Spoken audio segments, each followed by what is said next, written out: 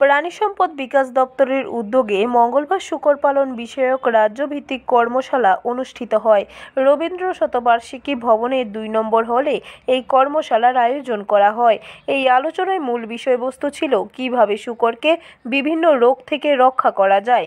উপস্থিত ছিলেন প্রাণী সম্পদ বিকাশ দপ্তরের মন্ত্রী সুধাংশু দাস সহ সংশ্লিষ্ট দপ্তরের আধিকারিকরা।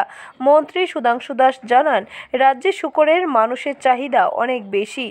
এছাড়াও রাজ্যের মধ্যে মাংসের চাহিদা অনেক বেশি। রাজ্যের ৯৮% মানুষ মাংসের উপর নির্ভরশীল। তবে মাঝে মধ্যে দেখা যায় বিভিন্ন ফার্মে কিংবা বিভিন্ন গ্রামে শূকরের মধ্যে রোগ দেখা দেয়। এদিকে দপ্তর সতর্ক থেকে ঝুঁকি এড়াতে শূকর সুরক্ষার জন্য উদ্যোগ নিয়েছে। এরই অঙ্গ হিসেবে আজকের এই কর্মসূচি। রাজ্যে নেই, কিন্তু আমরা সবাই জানি prevention is the best things for all aspects. So এটার ক্ষেত্রে আমরা প্রিভেনশন নেওয়ার জন্য এটা করছি, যাতে কোনো রকমের রিস্ক আমাদের রাজ্যে না থাকে, এবং আমরা সব রকমের আগে থেকে প্রিকশন নিয়ে রাখছি, যাতে আমাদের রাজ্যে পিগ মিট যেটা ডিমান্ড রয়েছে সেটাকে যাতে আমরা সাস্টেনেবল রাখতে পারি। কীরকম ডিমান্ড রয়েছে রাজ্যে পিগে?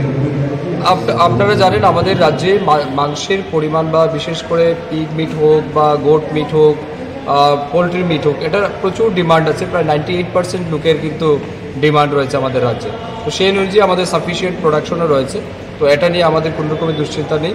দুশ্চিন্তা হচ্ছে আমাদের যাতে এটার কন্টিনিউটি বজায় রাখতে পারি। ব্যুরো রিপোর্ট, খবর ত্রিপুরা।